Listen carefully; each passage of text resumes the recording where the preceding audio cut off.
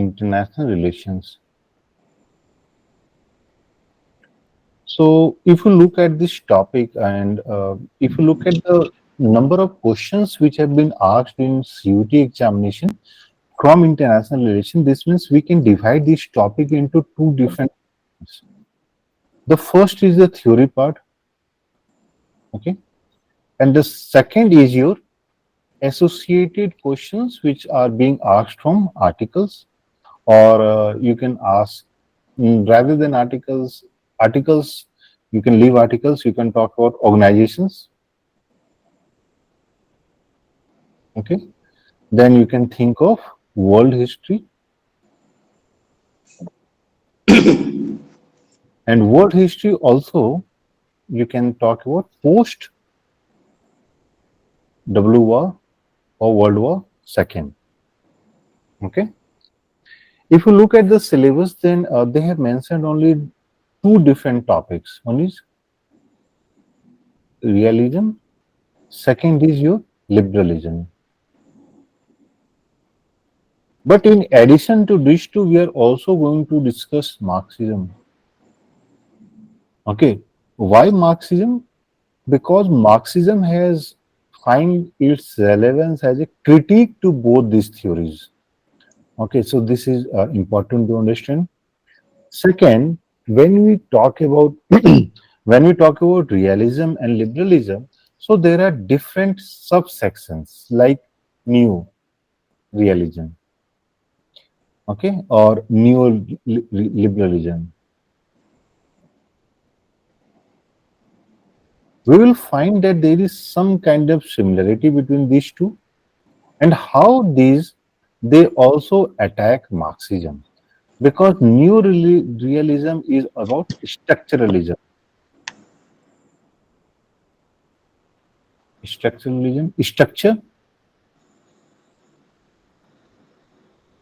and in Marxism there is world system theory.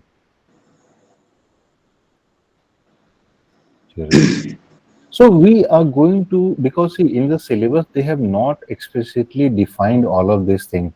They have just mentioned liberalism, realism. But again, if we look at the question paper, then we find that yes, questions from world system theory have been asked. Okay, so we are going to cover all of these things. Once we cover, so in this week we are going to cover realism, liberalism, and once we cover, we'll be having our mock. And apart from the mock test that we are going to have, we have prepared question bank for Baylis and Smith.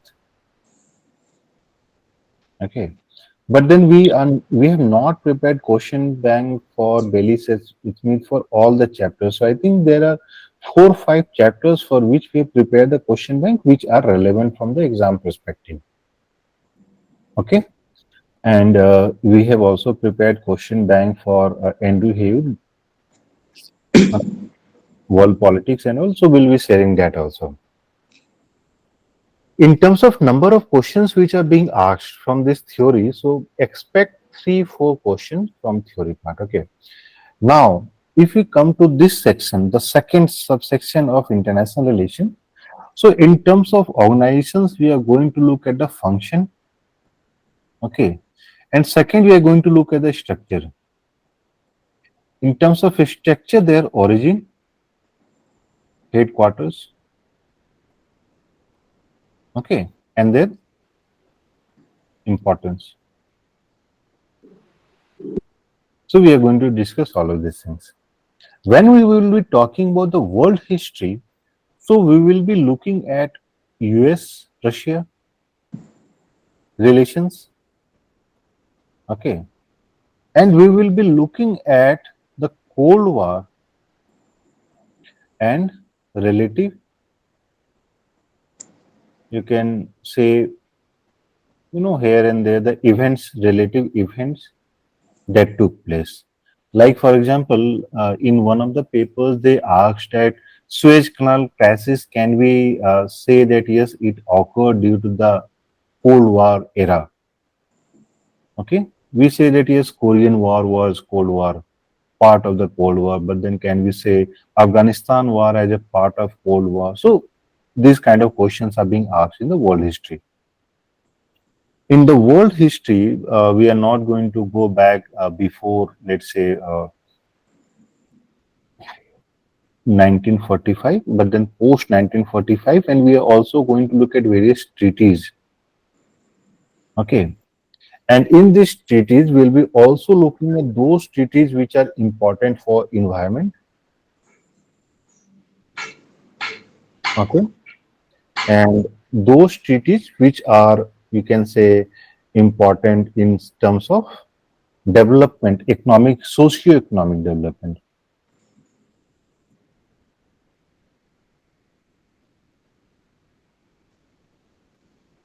So this is the complete structure that we are going to follow.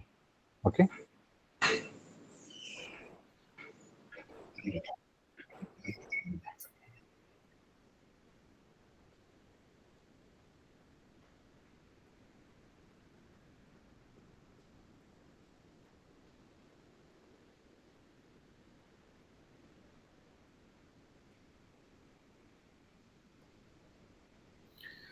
So this is the complete structure that we are going to follow. The questions are not going to be very difficult, but usually what happens in the exam that they uh, make it a bit tricky. The sections are not very much difficult. So usually what happens is that we overstress our own preparation, and in the entrance examination, when we appear for the examination, we start overthinking. So don't do that. Now we have enough time to prepare everything and revise. So studying is one part. We'll be covering everything, but practicing questions. This is very much important. Okay, so we'll be doing all of these things. So now let's start with the core part, that is your realism.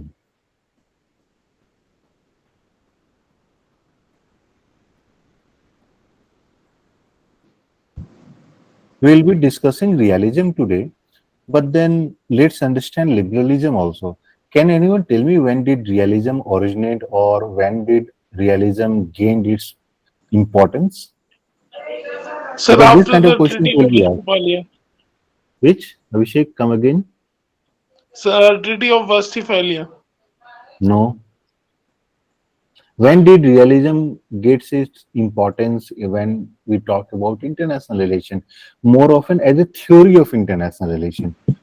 Why do we call it a theory of international relation? Realism. Yes, Swapnil. Sir, I'm not sure, but I think it was after World War II only, like during the Cold War era. Yes. World War II. So realism gained its importance after, you can say, 1945. So how does realism talks about world order?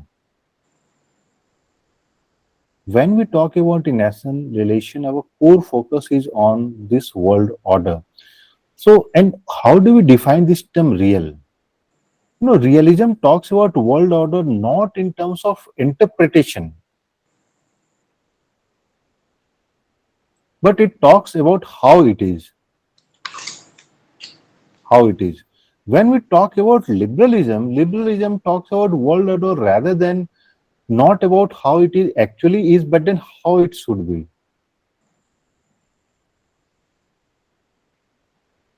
How it should be. Then how do we talk about Marxism? How does Marxism talks about world order? Marxism talks about world order as an outcome of interaction among states,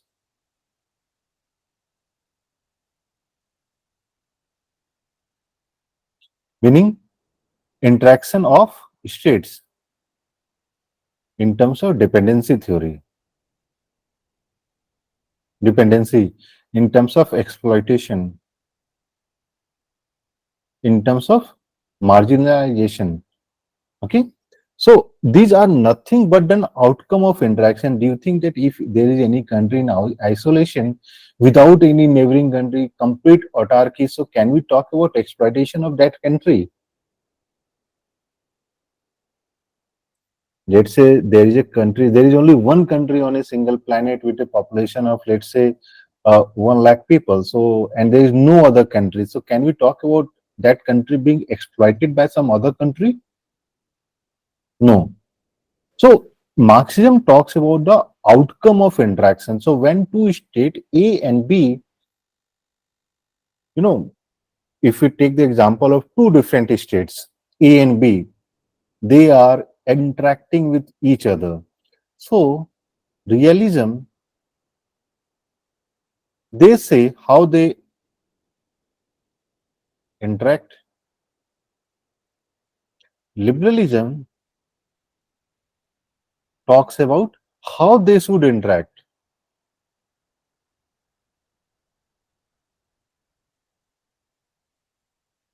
Okay. Why? Because they talks about ideas. Liberalism is something that can also be associated to idealism. Okay.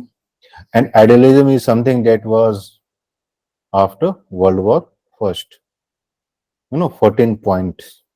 Then when we talk about Marxism, Marxism talks about outcome, like whether these two countries are trading with each other, or there is some degree of interaction, then whether A is being exploited by B or B is dependent upon A.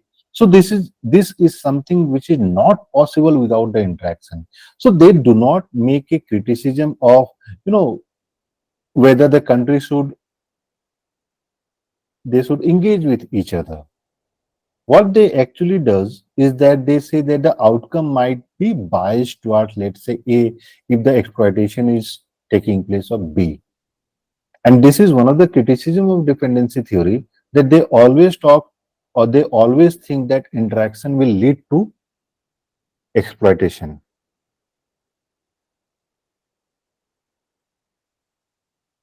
That dependency theory fails to channelize the growth of South Korea. So, if we talk about North Korea, right now we are just talking about overall international relation with the help of examples. Then we'll get into core realism, liberalism. Okay. Right now, what we are trying to do is just build up the base so that we understand what is important in international relation, what are the things that we need to study, and how we should approach this topic. So, North Korea, South Korea. Okay. So South Korea was under the occupation of US, North Korea was under the occupation of Russia, or you can say USSR, correct? After the Korean War.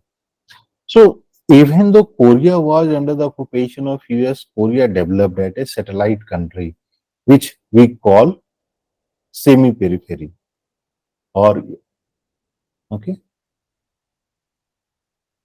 So dependency theory fails to explain why country like South Korea has become developed even by depending on country like US. Okay, but on the other hand, you will find that yes, dependency theory is powerful theory if you look at Latin America or even Africa.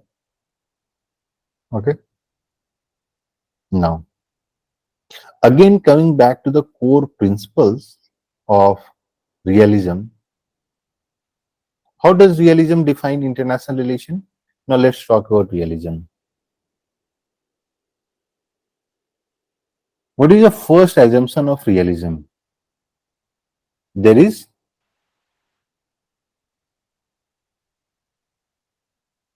anarchy in the international system, right? Second, state is the main actor. Third, national interest.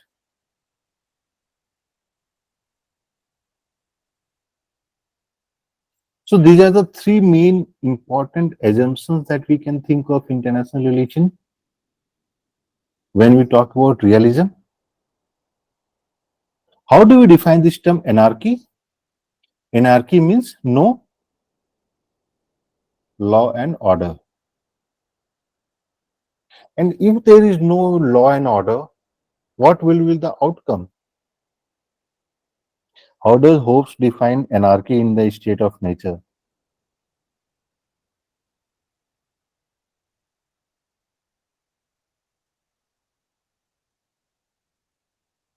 Tell me, how does Hobbes define anarchy in the state of nature? He says that in the state of nature, everyone is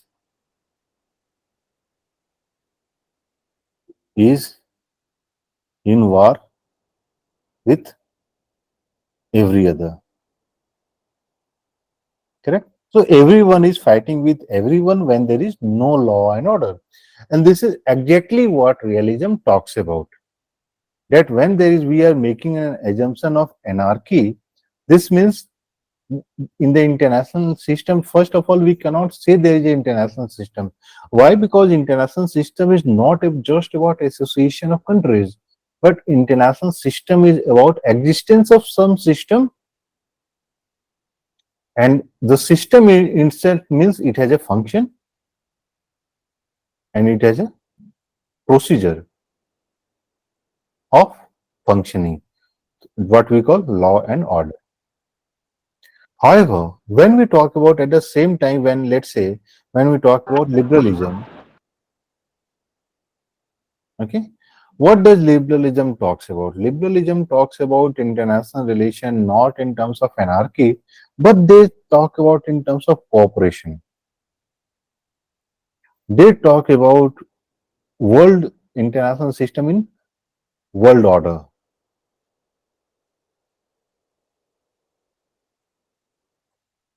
So it's very important that when we talk about realism, we must study realism with, in comparison to liberalism, so that it's very much easy to understand.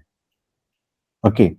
Realism talks about anarchy, then in the anarchy, if there is no law and order, so the state is the main actor, meaning each and every nation is being considered to be sovereign. Okay. And when they are sovereign, they'll promote their own national interest. The only purpose of the state is to serve the national interest. And if serving national interest requires war, we must fight it. Okay.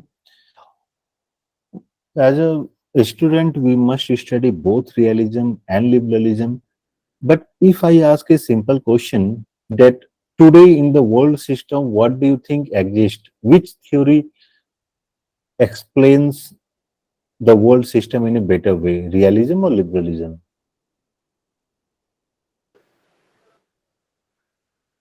Because this Realism. realism, because see, the purpose of a theory is to explain what is happening. This is what realism does. That's why we call it real. Dipanshu says realism. Why not liberalism? What is the purpose? What is the role of multilateral institutions? Institutions like United Nations, institutions like SAC, institutions like SCO. What are these institutions doing? So you are saying that liberalism is not into action nowadays. So Dipanshu, why realism?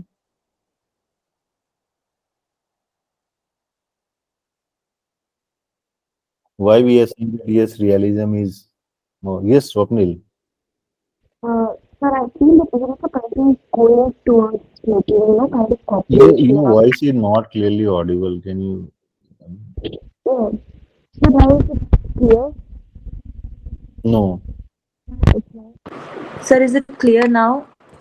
Yes, now it's clear. Yeah, so I was saying that even if a country is going for balance of power or for any cooperation, so there is some national interest. For example, if we'll take Hmm. an example of US, they are doing Quad. That's Hmm. going to be a national interest against China. Hmm. So I think So even realism also leads to kind of liberalism, cooperation prospect. yes, so best example is something that we can think of India and China. On the one hand, each of these two countries, they are trying to protect their own national interest. Yes or no? They are ready to fight with each other if the issue comes at the borders. At the other hand, we have 100 billion trade. Yes or no?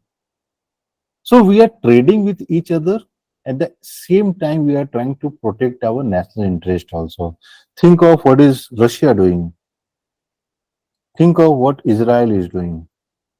Okay, not just Israel. Think of each and every country that they are trying to do. So when we talk about realism and liberalism as a theory, so these theory are never 100% accurate. But as a theory, they try to explain what is the maximum that it, what is the maximum situation that can be explained in a particular manner, and that's what realism tries to do. Okay, so overall realism क्या है, liberalism क्या है, ये सबको clear हो गया. सो realism simply ये बोलता है कि अभी देश दुनिया में क्या चल रहा है, और realism simply says that yes every country they are going to protect their own interest irrespective of what other countries are doing. Liberalism says that yes, if there is a trade and cooperation among two different countries or multiple countries, then the both will grow together. And then they give the idea of US, and you can say, you can think of Europe. Europe, there is no border among the European Union countries. But again, think of why England came out of European Union, because to bear a huge cost on medical expenses. So they said, why should we spend so much on medical expenses for, flux of migrants which are coming from Iraq and Syria? So they said that yes, we have to protect our own national interest. So they came out of European Union. Okay.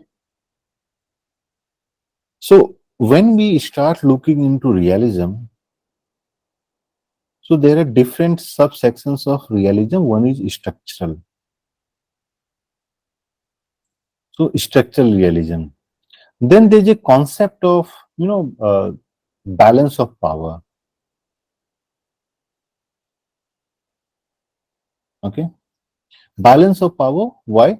Because again there are theories which talks about whether when we talk about USA and USSR, we think in terms of bipolar world. So we are going to discuss all of these things, like what do we mean by bipolar, unipolar, multi. Again, what are the characters and what is the outcome, what is the feature? We are going to discuss all of these things. Okay. Then there are various concepts like bandwagon effect and all in balance of power. Okay. Yes, one thing that I missed in IR, what they usually do in the entrance examination is they often ask questions on the concepts which have been given. One is concept. Okay. And the second part is the political scientist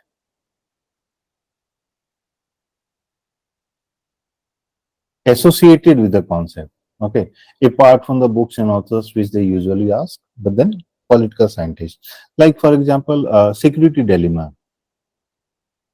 So, what do we mean by security dilemma? Okay. So, we'll be discussing what do we mean by and who gave this idea of security dilemma. Okay. So, everything is important and we'll be discussing one by one. Any question?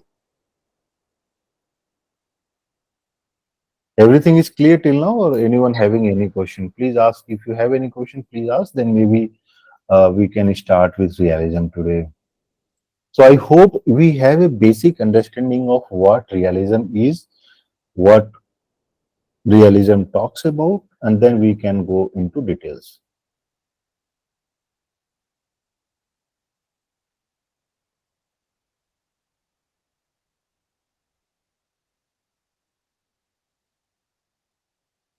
Okay, so let's start with realism. The first thing that we are going to discuss is the core assumptions of realism. Core assumptions.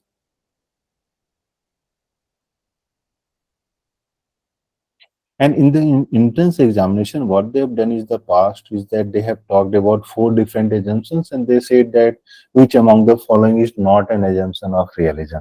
Okay.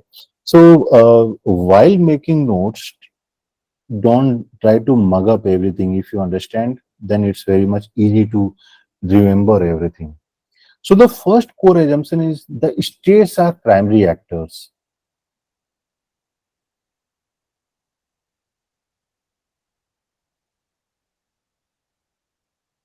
So by the state we mean nations. Okay,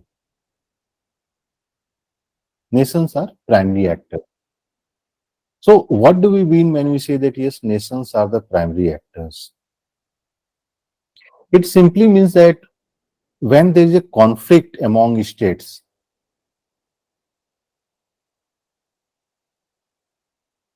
so conflict arises among the equals, or conflict arises when there is one dominant and other is less dominant.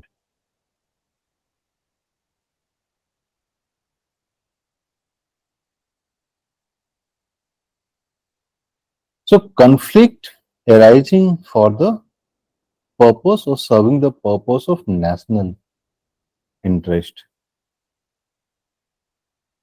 Okay. So when the states are primary actors and we say that yes, anarchy, IR, international relation, or there is in international world order, there is anarchy, no law and order. This means everyone will try to gain power. And how we can gain power when there is no law and order? By war or conflict. Think of what is happening in Russia and Ukraine. Okay. This means when there is no central authority to control,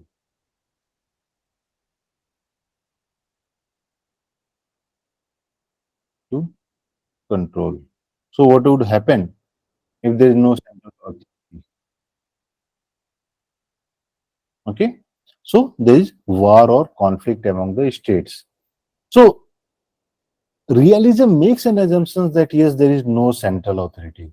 Or in other words, they also assume that even if somehow we make a central authority to make, control everything, they'll fail. And they give the example of League of Nations. Why did League of Nations fail?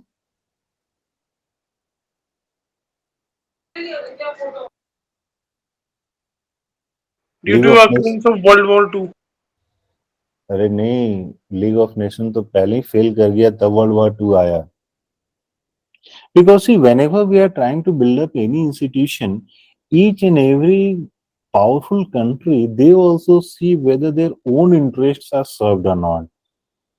Japan was part of League of Nations. Japan came out of League of Nations. Germany was part of League of Nations.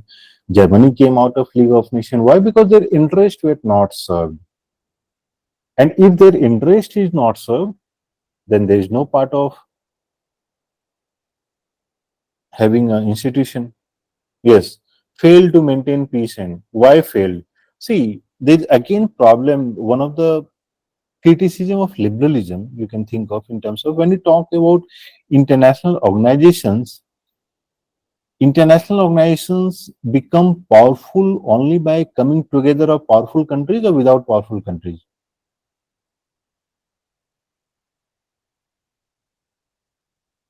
Let's think of five country, uh, Myanmar, Sri Lanka, then Pakistan, Bhutan, and Nepal. Okay, then you think of Quad. We have Australia, India, Japan, you have US. Which will you consider to be more powerful, Quad or an organization or institution made by these countries? Which one? Quad. Why? Quad. Why? because Because these nations are really powerful Powerful. as compared to of them. So when we talk about powerful, we talk about one is your economic and the second is military. Yes or no? Yes, sir. yes, Yes, sir. So military, how do we say that yes, military is, I mean, military of USA is more powerful than let's say military of China?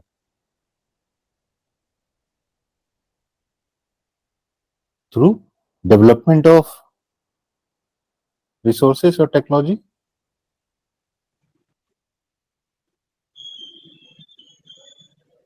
Let's say missile. Okay. Now think of any peaceful nation like Sweden.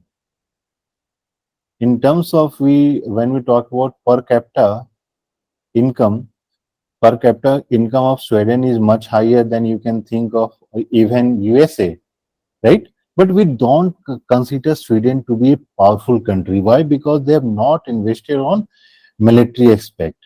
And this is what exactly realism talks about. That yes, if you invest on military, if you develop your military capabilities. So the second thing is capability. Okay. Capability development is the most important thing, because if you don't develop your capability, there is no security. When there is anarchy in the international order, how do you protect yourself? How do you protect if there is anarchy? No law of order. Development of your own potential, or without development of your own potential?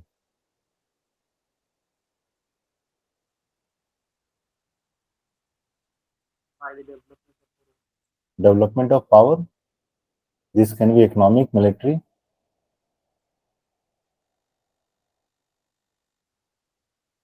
Okay. So this is one aspect. Second, when we think of Australia, India, US, and Japan, if US comes out and there is only three different countries, do you think Quad will be equally powerful, or it will be less powerful then? What would happen? बताइए. अगर USA निकल जाता है quad से, तो equally powerful quad रहेगा या less powerful हो जाएगा? less powerful. Less powerful. So what is the purpose of USA being there? क्या यूएसए का पर्पस सर्व हो रहा है? Yes, sir. हाँ. So again national interest. Correct? So even in the League of Nations, the national interest of Japan and Germany were not being fulfilled. So they left League of Nations and League of Nations collapsed. Second, one of the thing that you can also think of League of Nations is they did not had something of Security Council which had a military intervention. NATO क्यों powerful है? NATO is a military arrangement or a non-military arrangement? Some military arrangement. Military So you arrangement. consider that's why NATO is being considered as a threat by Russia. That what would happen if Ukraine joins NATO? It will be a threat to Russia. Yes, Yes, sir. So Russia is working on its own national interest. Yes or no? yes, sir. So what would Russia do? Develop its own military capabilities. Now, you know, when in 1970s there was a race to develop military capabilities, it led to the idea of security dilemma. Anyone would like to explain what do we mean by this term security dilemma? What do you think we mean by the term security dilemma?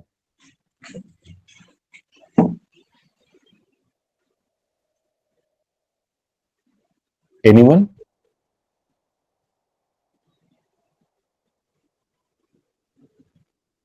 बताइए। So can I give the example? हाँ, yes, please go ahead.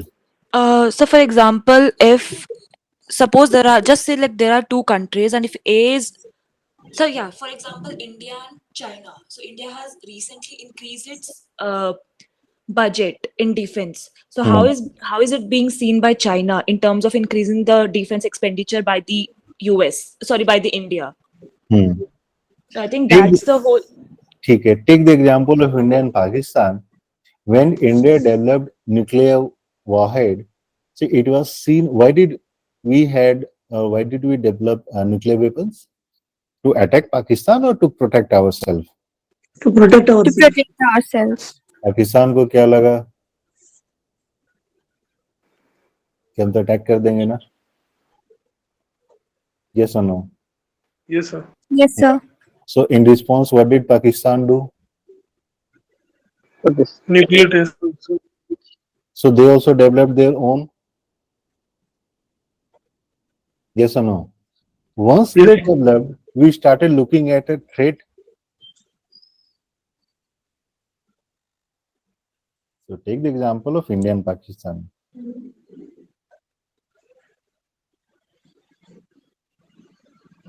अगर India 10 nuclear warhead बनाएगा तो पाकिस्तान कितना बनाएगा? 20. Why? Pakistan looks at India's nuclear weapon as a threat. Now, if Pakistan develops 20, how would India look at this 20 warhead? 40. Threat. So in response, we'll develop 40. अब ये India 40 बना लिया तो पाकिस्तान को क्या लगेगा? Threat. They'll develop 60. So this is something which took place between USA and USSR. So at the end of the day, what did we do? Accumulation. So security dilemma simply says that, if you do something for your own protection, it is conceived as threat by others. Correct? And that's why military industrial complex was developed in USA. Okay. Now, we can also think of the system theory from this very example. Take the example of USA and take example of North Korea. Both of them, they are having nuclear weapons. Neorealism is also known as structural realism. So both USA and North Korea have nuclear weapons. Yes or no? Yes, sir. So आपको लगता है कि USA का nuclear weapon का होना हमारे लिए वो थ्रेट है? Why do we look at USA is having the maximum number of nuclear weapons? If you combine all the nuclear weapons of USA and that of the rest of the world, USA has a higher number. But then still we see USA as a threat to other nation. बताइए, Anamika, do we see USA as a threat? Yes, sir. You see USA as a threat. Harvard में admission होगा तो आप नहीं जाइएगा. Not, sir, not on that basis, but as you said about the security dilemma, as per that aspect, I can say that it could be. It could be, but then do you see that yes, USA is a threat to the world order? Now I got confused. Okay, my good friend in North Korea, whenever he says that, okay, he's going to flash his nuclear weapon, even though that eventually falls in the Pacific, the whole world starts crying. Oh, North Korea is having nuclear weapons, right? Kim Jong young जब weapon लेके निकलते हैं तो डर लगता है ना south Korea को. Yes, sir.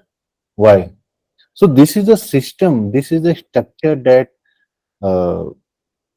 neorealism or structural realism talks about. Kenneth Arrow इसी स्ट्रक्चर के बारे में बात करते हैं. So we'll be discussing all of these things tomorrow when we discuss realism in more details. So we'll see how these are being, you know, talked about by different political scientists who have studied international relation over the periods, and then they have tried to define states in terms of structures, that two different countries having the same thing is being perceived in a different manner. We आप north Korea जाना चाहिएगा? Anyone who No, like sir. to go to North Korea for higher studies? They have 10 to Never, sir. 12. They are having only 20 nuclear weapons. USA is having 7,000 nuclear weapons, but everyone would like to go to USA. Why? Okay, so these are some of the things that becomes very much important in the national relation. And all of you who takes admission in, let's say, PISM or IR, so IR में आपको ना ये सारी चीजें पढ़नी पड़ेगी, and in PISM they teach a lot on diplomacy and disarmament and all. Okay, so any question? So today we just discussed about the overview of international relation in terms of how questions are being asked, what topics are important, and tomorrow maybe we can discuss in details. And in the class we expect कि हम लोग ना थोड़ा सा interact करते रहेंगे. If I ask question, then you please respond, क्योंकि ये interaction होते रहता है ना. So see, it's more like a learning spillover. आपके मन में कुछ क्वेश्चन है, वो हम लोग चीज डिस्कस कर लेंगे, उससे ना सभी लोग सीखते हैं. मेरे मन में कुछ क्वेश्चन होगा, हम भी आपसे पूछेंगे. तो ऐसे शांत नहीं रहना है. देर आर 30-40 स्टूडेंट्स, तो सभी के मन में जो भी क्वेश्चन है आप लोग पूछिए, इंटरेक्ट करते रहिए. ठीक है? Yes, sir. Yes Swapnil. Sir, I have seen this word system again theory. Your voice is not clearly Audible. Sir, is it audible now? Yes yes yes. Yeah, sir, I have seen this word system theory just right now in the slide itself, where you have explained about India and Pakistan. Can you please explain No. it again? This is, we were discussing about security dilemma, and from this security dilemma, since we were discussing about nuclear weapons, so we discussed how a nuclear weapon being with USA is seen different from that when North Korea is having. So this is a system theory that tries to explain that, you know, we have tried to define or divided the world into different systems. System in terms of a group of countries. When a Pakistan is having a nuclear weapon, we say that okay, it's a threat. Okay, when North Korea is having a nuclear weapon, when Iran is having a nuclear weapon, then the world thinks that it's a threat. But when US is having a nuclear weapon, when let's say France is having a nuclear weapon, it's not seen as a threat. Correct? So if it's dangerous, it must be seen as a threat irrespective of who holds it. For example, अगर मान लीजिए दीपांकर जो है class में gun लेके आ जाएंगे पढ़ाने के लिए, तो थ्रेट लगेगा कि नहीं लगेगा? Yes, sir. अगर एक पुलिस वाले लेके गन घुसते हैं तो आपको थ्रेट लगेगा? So this is the structure that Kenneth Arrow talks about in the theory of international relations. And maybe tomorrow I'll send you a set of articles, okay? The original articles which have been written by, let's say, Kenneth Arrow, and it's not a big article, 4-5 page article, and he beautifully explains everything. Okay. So any question? Yes, Akanksha, you have a question? And please ask question related to international relation only, nothing else. Not that when Dipankar is going to become prime minister or something like that. Okay. For all other questions, you can WhatsApp me. The things that we have discussed today, if you have any question, please ask. Yes, Akanksha.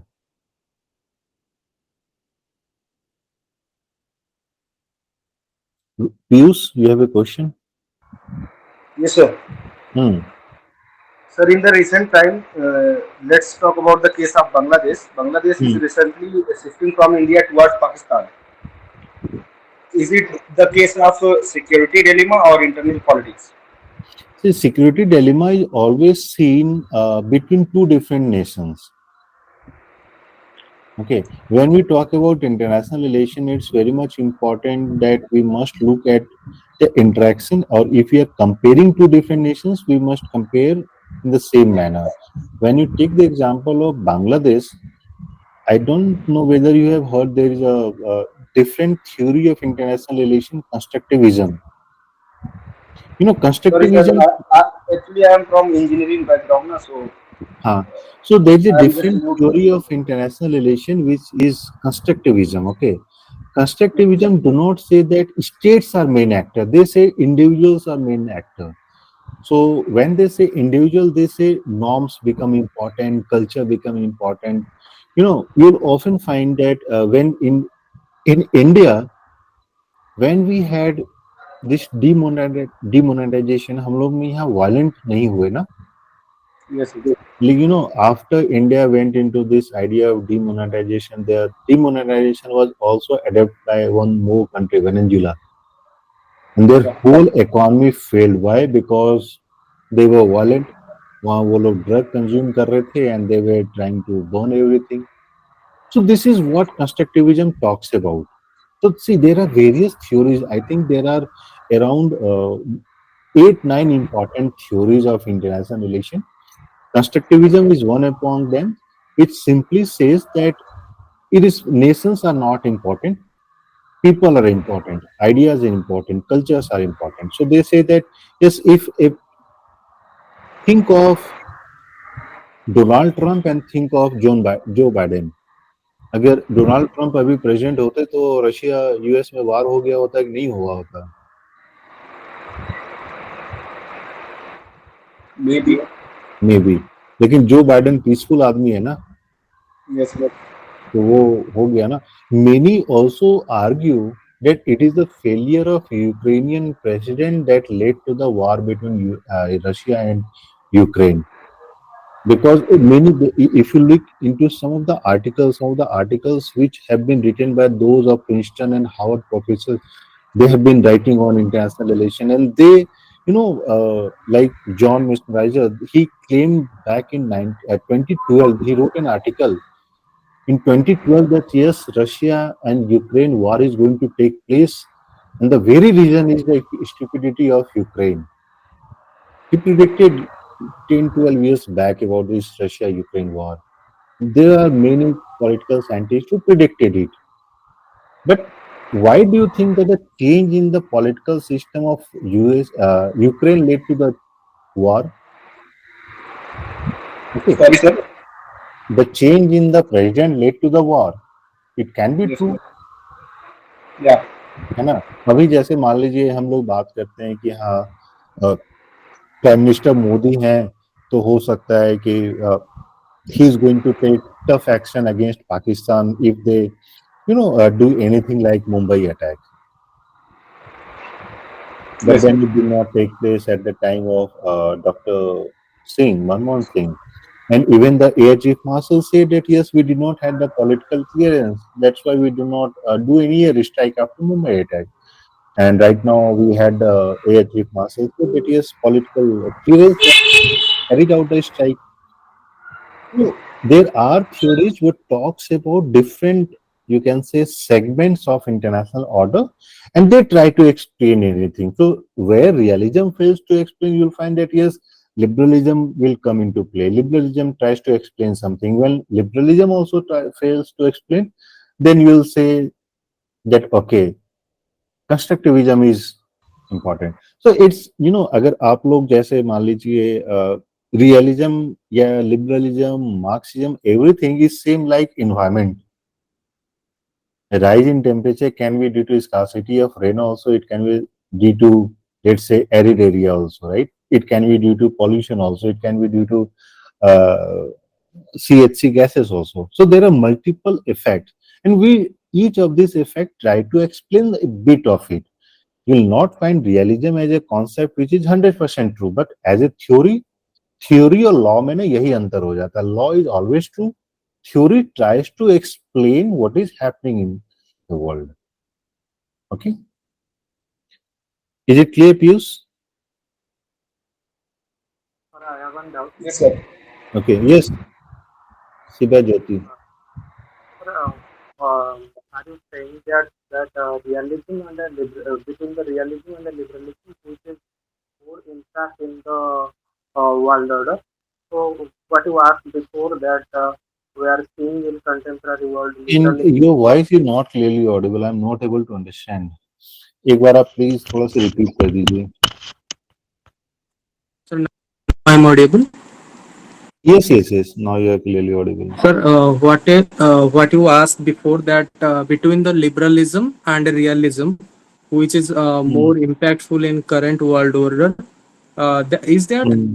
realism only playing the key role on that combination, or there is a combination between realism and liberalism in current world, but realism is more powerful or more impactful than the liberalism? Can you explain that? See, as a theory, if we when tomorrow when we start studying realism, you'll find that realism is explaining everything. Okay, when we complete realism, when we start explaining liberalism, you'll find that oh, liberalism is explaining everything. So, as a theory, we need to visualize because currently what is happening is that each and every country is trying to balance its own interest. And in balancing its interest, what you'll find is that it's a mixture of all and everything. You will never find a single section. You'll never find only realism. You'll never find only liberalism. Okay. All the country are behaving in a manner where they are trying to extract the maximum benefit, which have been explained by S. Jaishankar. You know, European Union imposed sanction on Russia, but sanction up to a limit where their own consumptions are not affected. Correct? So they say that yes, European Union say that yes will not be imposing, will not be importing gas, but then they did not say that yes will stop importing gas. They said okay, we'll import, but a little bit, only up to the requirement. Okay, so there are you what you'll find is that some sections like when we talked about India and China. There's border war also going on, and at the same time we have 100 billion trade also. Then, if you talk about the Marxism, they'll try to explain this through trade imbalances. Why? Because India imports around $100 billion worth of goods and exports around $10 billion. So there is a difference of $19 billion, $90 billion. So there is a trade deficit of $90 billion. So you can also say that yes, the economy is being drained, the wealth is going out of the country, so exploitation is taking place. So the same event, the how the interaction takes place, defines the theory which seems to be appropriate. If there is a cooperative interaction, you'll find that yes, liberalism is explaining everything. If there is a non-cooperative and conflict is getting into play, then you'll find okay, realism is explaining everything. So that's why we say that international relation is all about interaction among states. And the kind of interaction that takes place is on the basis of kind of interest that they are trying to serve. Okay. So if USA and India, they are coming together for Quad, what you can see is that yes, they want to build up a channel against China, right? Think of Afghanistan war, 1980s. The whole of Al Qaeda was trained by CIA, or you can say equipped by CIA and the US to fight against USSR or Russia. Now, when the purpose of USA or the CIA was served, they stopped funding Al Qaeda. Now, what would Al Qaeda do to survive? They started exploiting the CIA and the US. Okay. So every country is trying to serve their purpose. Now, whether the purpose is served through war or whether this purpose is served through conflict or through cooperation is a choice of the country, and they each and every country is very much you can say clever in exercising their choices. Okay. Yes, Rashali, Rushali, sorry. Uh, yes, sir. Sir, my question is that can we equate security dilemma with nuclear arms race? Yes, it's exactly the same thing. So security dilemma was born out of visualizing the arm race which took place between USA and USSR. And even in the case of India and China, you'll often find that in the media they'll show, okay, the range of BrahMos missile is this much, the range of Agni missile is this much. Why do we need to see the range and where can we reach, which part of China can we reach? So the purpose, it's not just only about developing nuclear warheads, it's also about enhancing the technology. Why do you think that yes, USA wants to deploy nuclear weapons in the Pacific Islands of Hawaii? Why do US wants to deploy nuclear weapons on the Ukrainian soil? So it's not just about security dilemma, but sometimes you'll see it's being developed as a threat. Okay, because Okay. balance is when we will be looking at balance of power theory, there also you will see that yes, uh, one way to protect yourself is to gain more power. Okay, being stronger. But once you start becoming stronger, it is seen as a threat by others. Any question? No, sir. Got Okay. the point. Anyone having any question, Chero? So we'll meet tomorrow at the same time. Yes, Priya, please ask your question.